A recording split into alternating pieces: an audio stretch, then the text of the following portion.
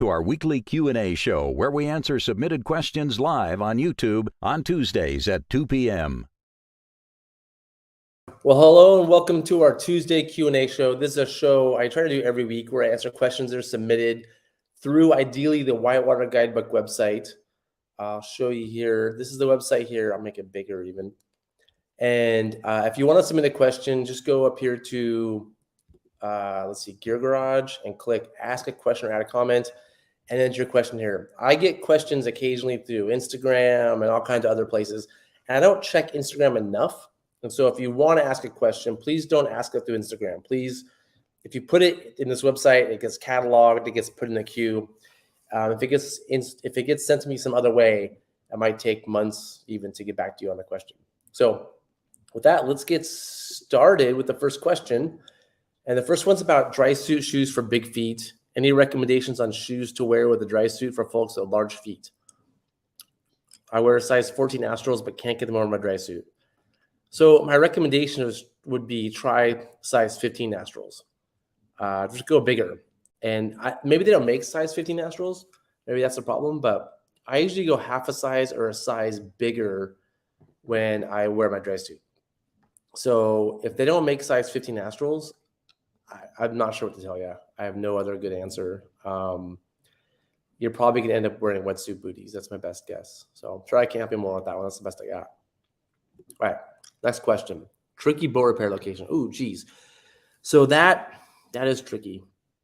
This is probably an Avon boat, and that seam is really hard because you don't want to patch over that seam because air might leak. You might want to go.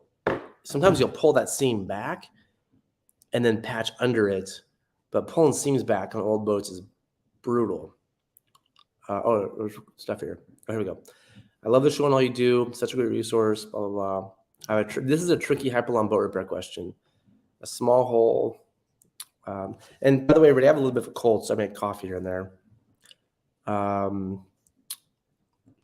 a 16th of material before the edge and the tape. It's an older boat, so I don't really want to lift the tape. Yep. Should I put a patch over the thing, seam edge, or hope for the best, or for more part of the question looks like? Or should I put a larger patch over the hole with a patch edge bumping against the seam tape edge, and then put a smaller patch over the seam where the new patch and seam edge meet? Hope that's not confusing. No, this is a tough question. I see what you're getting at. So basically, how do you patch this? And honestly, man, whatever you do is probably not going to work great, but I would probably put a patch up against that seam, like do a rainbow shape patch where one side is flat and the other part, like a half circle, rainbow, whatever. The other half goes over the top, and have it just go right up against that. And then I would probably throw another patch over the entire thing. But man, that's tough. That's my best guess. Yep. Hopefully that answers that question. All right, next one. Here we go. Regarding the desire for higher flotation rafting PFDs, I saw this model being used in lots of YouTube videos on some serious Russian rivers. Have you ever tested anything like this? Huh. Let me pull up this link really quick. I'm going to say I'm probably not going to be into a, let me see if I can open this link. No, this has been tricky. Sorry, I don't have this ready. There we go. I'm going to say an inflatable PFD is probably a bad idea. I'm just going to go with that. Did you open up the link? I just figured it out. What does it look like on your screen? Are you watching right now? Yeah. So everybody, my friend Dan's over here. He's watching it separately. There's going to be a lag time. I know. Okay. All right. Give me a second. Add. There we go. So this is it. So I think the idea is that you have a PFD that has some flotation, and then you press a button, and all of a sudden you have a lot of flotation. So let's say when you're boating, the idea is with other ones is like a minimal flotation. Like there's some that have like 7 or 8 pounds, and once you click a button, you have like 20 pounds. Oh, yeah. What do you think, Dan? It sounds like a great idea. Yeah, I think it does. But when you fall out of a boat, you don't always have the ability to press a button. Maybe it's like water activity. It's not, I'm pretty sure. So I'm pretty sure I like the idea. It's awesome. I would say it's whatever this is not legal in the States. This is not US Coast Guard certified. I would say someday if they had a PFD that had a minimum amount of flotation, like 16 pounds, and then you press the button and got 30, I'd be into that. But you got to have the minimum amount of flotation. Hey, Jay, thanks for saying hi. Man, I wish I was on the Titan with you. That sounds fun. So I think for now, if it was me, I wouldn't go with this. I think this works on Russian expeditions where they have to because for them, they're carrying stuff in like 20 miles. So they want an inflatable PFD, not to inflate on the river when they want more flotation, so that they can have it be minimal volume for carrying it in and then inflate it when they're on the river.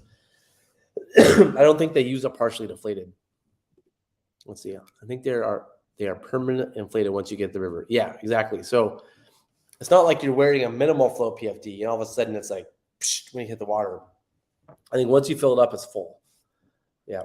So I think in an effort to have higher flotation vests, I'm convinced we're just stuck at, if you want to be safe or responsible and have a higher flotation vest, the NRS Pro Guide, whatever, is a great PFD.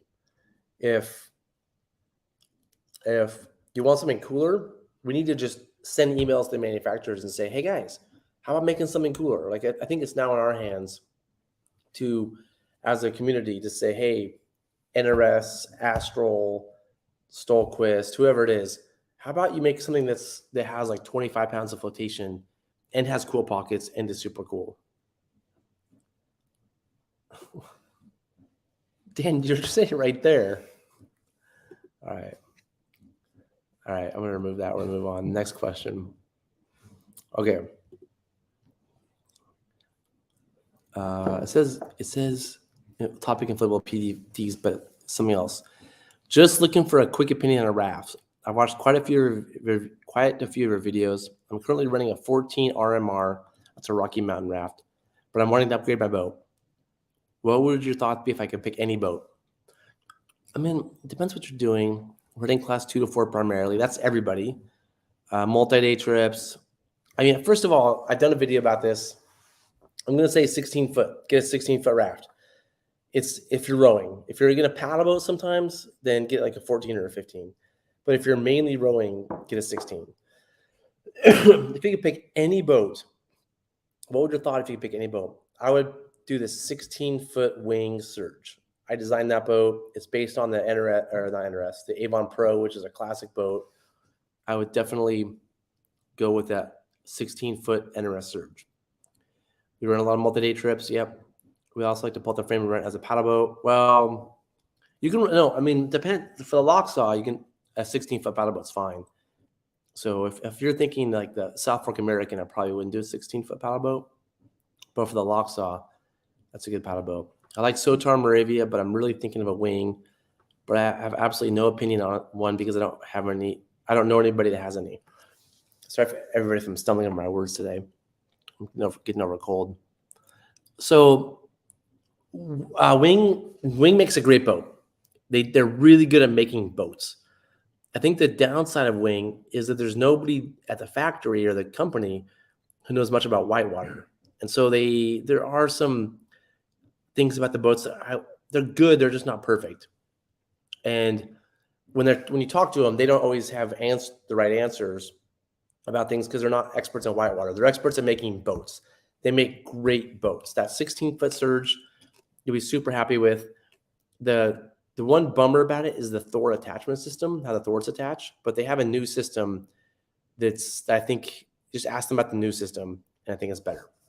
That's just my opinion. But you make your own opinion on that. Sotar makes a good boat. I think they're making better boats. I think they've had some quality issues for a while, but I haven't heard about anything for a while. So Sotar's great. Moravia, that's a great boat too. It's a little heavy.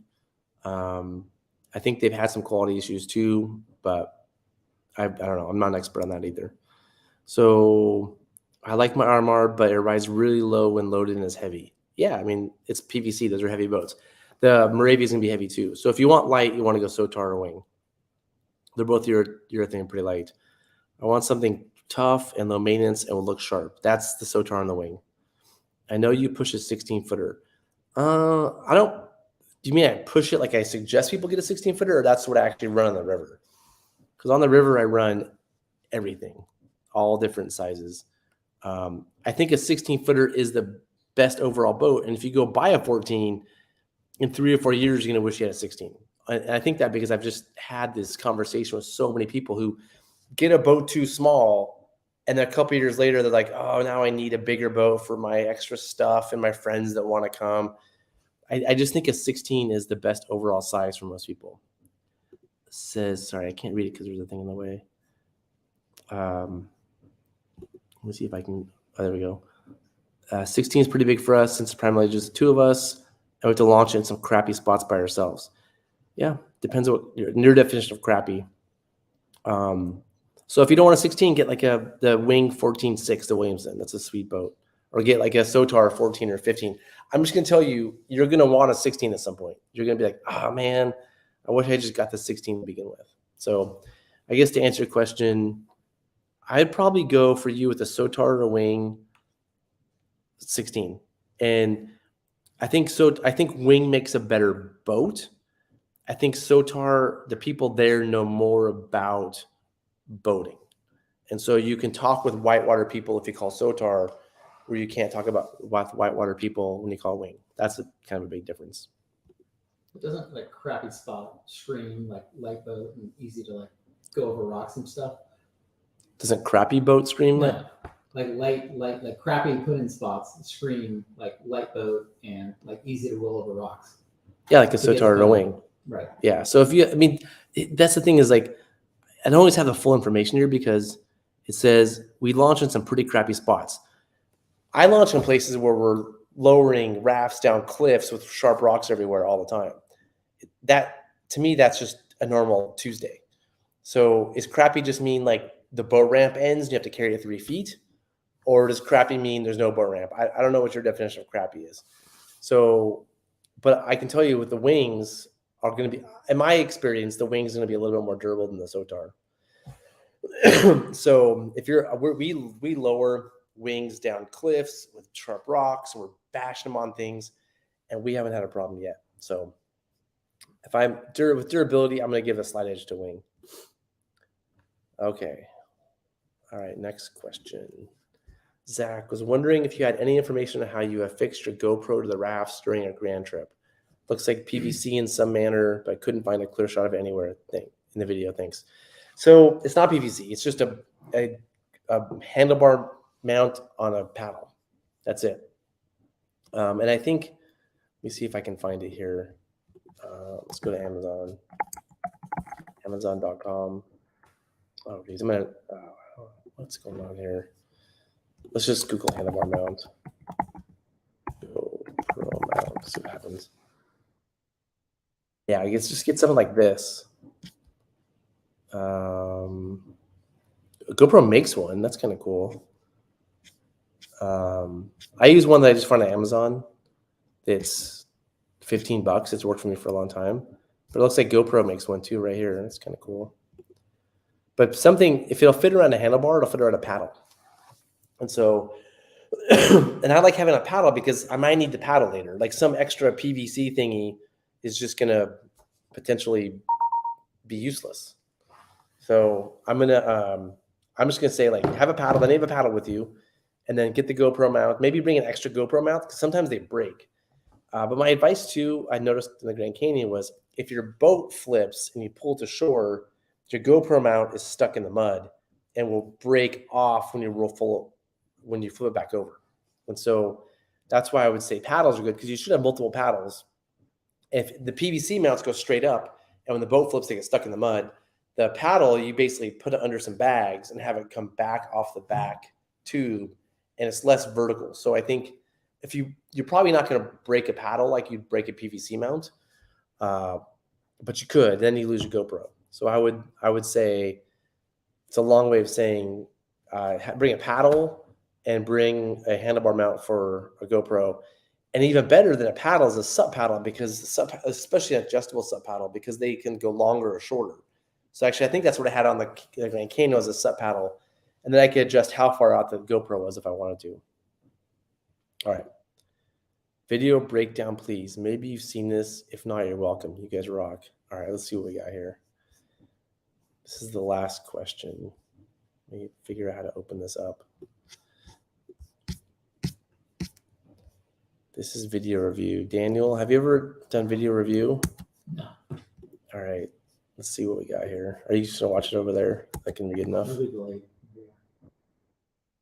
right. Let me see if I can pull this up. All right. I can't.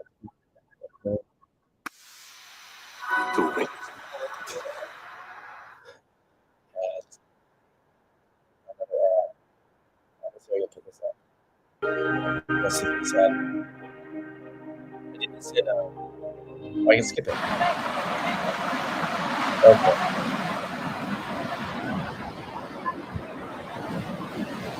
We did review this. Let me turn the audio down. We did review this. Aaron and I yeah. This is somewhere on the Green River, I think, in Utah. And a boat flips and wraps. There's a whole bunch of things that happen. And I remember her in a minute, they see a swimmer, somebody swims and they go, swimmer rope. Like, and they talk about throwing a rope with a raft. So that was a weird thing. So I'm going to try to do a fairly quick video. Let's go back a second. To here. So right away, it pops an oar downstream oar right there. Boom, puts it, or these. Let me pause it. Those are strokes you shouldn't be doing. So when you're sideways to the river, you don't get to use your downstream oar like that. So right away, I'm like, okay, this isn't the most experienced boater I've seen. Right? You cannot take these deep strokes. You're just not allowed. Dan, you taught me that. Probably on this river. This is Gates of Lador. This is where you taught me how to do this. So, and then his oar pops. So luckily it didn't break. Gets it back in. Then back on the job. So gets the boat facing downstream. Is doing some nice pulling. I think it's nice. The oars seem like the right length, which is good at it. Usually a lot of times the oars are the wrong length. He's got oar weights, what is it called? When there's weight on the oars. Counterbalances, which I'm not a fan of. I think it's by slowing down his reaction time. Right now, he should not be pushing. Like, he needs to get left. I know he needs to get left. This should, like, there's no reason he doesn't turn that boat around to pull. Look how hard he's struggling to push. Like, this should be a really easy pull to the left. Right, Dan? Well, yeah. Well, the other piece of, like, going inside of a turn, turns out it's a lot easier to get back out. Yeah, like should have started the inside. Like, you can just start on the inside. You can always do whatever you want. Yeah. So right now, like, he has to get left. There's carnage on the right. Turn that boat around and pull. There is no business pushing. Look, this is ridiculous. This to me is frustrating. And he looks like he's about to hit the rock sideways. Also, oh, man, when you push, when you're pushing a move like that, you're coming up to the rock sideways. If you pull, you can. Oh, geez, saw a swimmer in there. Let me just finish this discussion. So when you're pushing, you're exposed to the rock. Like, he's going to hit that rock sideways because he's pushing. If he's pulling away from the rock, he'll hit it with his bow. And so it's just, this is a very aggressive move to push, and you have to be really good to do it. And this person rowing is not, there's probably fine, but he's not really good. And then right there, that swimmer. So there's some boat stuck. There's a swimmer on the rock. Yikes, it doesn't look like a great place. And this is where that person in the front grabs the throw bag and yells, swimmer rope. They should not be throwing, hitting the rock. There's no reason there should be, I remember this vividly.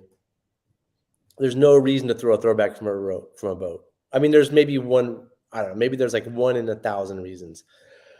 I don't think they throw the rope, but that was their first instinct. There are boats. Let the person swim to the boat, get the boats to the person. I'm glad they didn't deploy a rope there. And I want to debunk the thing, like, just because there's a swimmer, the answer is not rope. There's a lot of ways to get swimmers, and ropes are like not the one we should default to. So walking up here, checking out the scene, and looks like just a boat stuck. I'd say my impression right now is there's a lot of ways people can get hurt here. It looks like there's people could drop off little cliffs. There's ropes people could get tangled. That rope right there, somebody could get tangled up in. There's probably some civvy things down there. My number one goal right now would be, let's just not let anybody get hurt. And it looks like they're slowly figuring it out. I don't like that rope that's out, because somebody it's on a boat, it looks like, too. Yeah, so that rope that's like just unfurled, like if that boat comes free, it could get tangled around somebody's foot and pull somebody off this rock, which would be pretty painful. Oh, look, it came free. Who's going to get that boat? Oh, there's a big boat down there. Yep. So they got the boat free. Bet that rope's still attached to it. Hopefully it didn't get caught on somebody's foot. And somebody down there will deal with that. And then we have person on the rock, which that person could just jump in and swim this rapid. It's not a big deal. Right? We don't need to rescue this person. That person can just, this rapid's not that big of a deal. Just go, unless they're hurt, just go for a swim. So I remember, scroll ahead a little bit. So I think they're doing some fancy rope work here.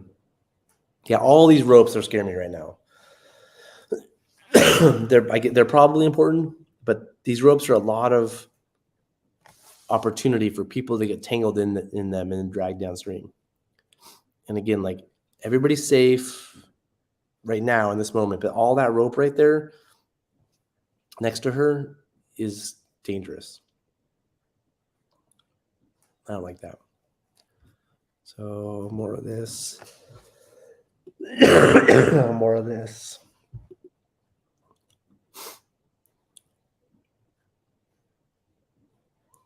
Oh, this is from somebody's GoPro, so we got something going on here. See, all that tangled rope is just so gnarly. Somebody needs to be on rope patrol. Looks like they're pulling the oars off to carry them around. Yeah, see, his foot is on top of the rope. It's just so scary.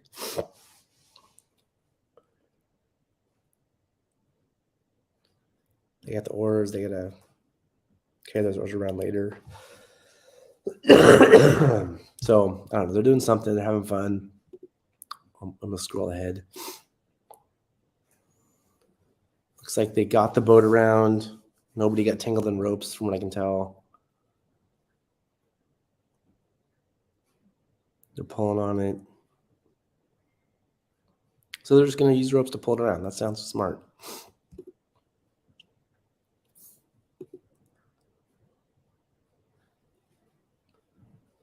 They're pushing and they're pulling.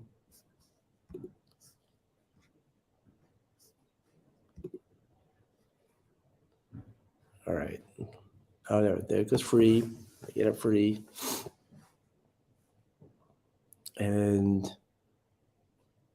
they just want to take it down this channel on the left. Sorry for the cough, everyone. I'm going to say, too, if I guarantee this cat boat, try to push this move as well. Like, I think this is the problem with everybody who's like, oh, got to push rapids, push this, push that, is that people don't learn to pull properly. And I know that pushing will get you through 90% of things, but this is not on that 90%. And so I wish they would, if they'd pulled, I think there's a sieve right, this is just nasty over here. There's no reason anybody should be over here. And that rope tangle right there is just gnarly. I don't know what. They need to fix that. They need to do rope management. Just slow down and do rope management. All that rope down there that's free just makes me nervous. I do remember from watching this before, there was a lot of yelling going on too. Like, I felt like there was a lot of like high tension stuff. And I think the perspective is like, the key here is like, everybody here is is safe. Nobody has gotten hurt. Like, we're all alive. Nobody's hurt. There's nothing to get stressed about. Let's take our time. Let's get this off, but there's no reason to be super tense here. And we should be doing this methodically and slowly. Put somebody in charge so that there's some leadership. Hopefully somebody's watching the whole thing. I guess that's what GoPro guy's doing, just to make sure there's no crazy safety things. But again, nobody's gonna hurt yet. Now she is downstream of those ropes. So this boat's, if it comes off, those ropes are just gonna clothesline her. That's a really not awesome position. So luckily this is a capboat. If this is a raft, it'd be super wrapped. Oh, they get the person off the rock too. That's nice. I wonder if I missed that by skipping ahead. And the other thing I think about a lot is what happens after, when this boat, they're pulling on the ropes, when they finally comes off, what's the aftermath look like? Who's going to get the boat? Where's it going to go? She's pulling on a rope. She's downstream of the rope. She could easily move herself upstream of that one rope she has.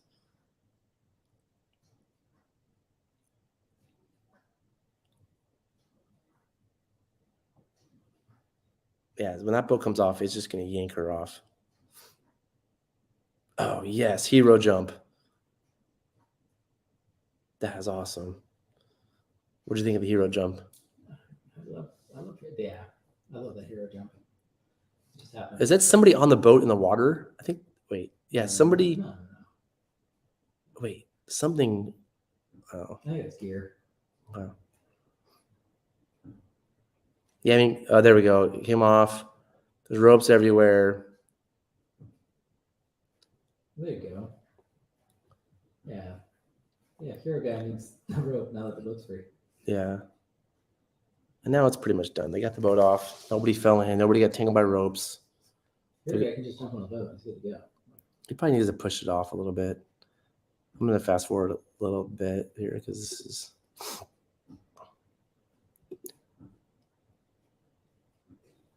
Oh, geez, more ads for Icelandic lamb. All right, well, I think I've had enough of this one. All right, let's get to lots of questions here. Okay. Oh my gosh, lots of questions have come up since we've been here. Okay. I broke a cheap mount and lost a camera. I paid extra for the GoPro mount since. Yeah, I mean, you're going to break them, whether they're GoPro ones or cheap ones, but yeah. And the thing about GoPros is if you're going to use them, you're going to lose them. So if you can't afford to lose a GoPro, just get a cheap camera because you will lose GoPros. It really sucks when somebody loses a GoPro and it ruins their trip. And so if you can't, if the cost of a GoPro, get like a GoPro 4, like go on eBay, find the old ones, they work fine. If you have a brand new GoPro 11 and it has all your footage from 14 days of the Grand Canyon on it and you lose on day 15, it is going to ruin your trip because you lost the camera, which is expensive, and you lost the footage. The other thing is I would switch SD cards every few days and just store them somewhere because losing the footage is a bummer. Have you seen the SDG toilet system? I don't think so. Let me see if I can pull it up here. It's good to see a private whitewater. I just don't know why we need a new toilet system. Oh, I can't. I closed the browser, but I haven't seen it. I'm excited to hear what you think. The Selway toilet is so good. I can't imagine we need anything else. Let me see if I can figure out how to open up a link to this SDG toilet system. Cody, have you tried the Johnny Partner? I think you told me you don't like it for some reason. I can't remember what it was. Oh, let's add your screen. So this is it. It looks like it fits inside of a box. So $945. It has to be really good to justify that price. Wow, $945.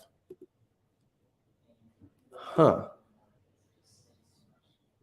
I'm excited to hear about it. I just, again, like I can't imagine this. I can't imagine not just getting a Selway. A float case.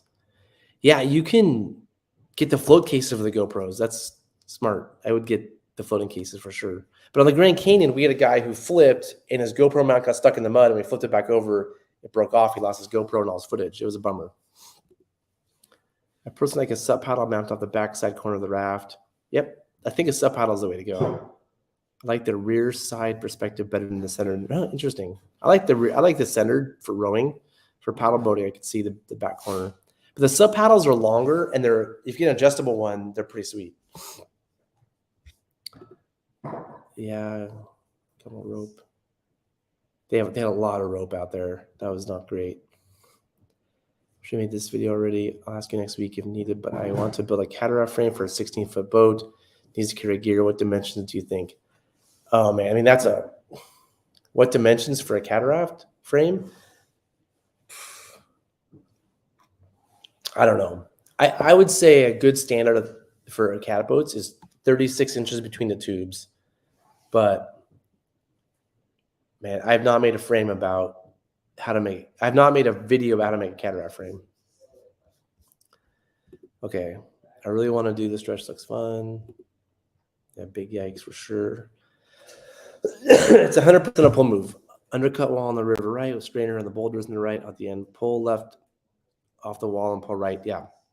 It's just so frustrating to me. It's just so frustrating to me when you see people talk online, or we have students in our rowing schools or even other rowing instructors who teach push. And they say you don't want to pull because you don't want to fight the river. Yeah, of course you don't want to fight the river, but sometimes you have to. And so I think we need to learn as boat people. Is that the right term? Boat persons? Boat oars people? Dougie Fresh is over here. As boaters, we need to have 3 techniques: push, pull, downstream ferry. If you can't competently do all 3 of those, please don't come to me and say you're like some class 5 boater. And if you're telling people to only push, that's a disservice, because that's how mistakes like this happen. You probably need to pull 8% of the time and downstream ferry 2% of the time. But that 10% is critical to success in boating.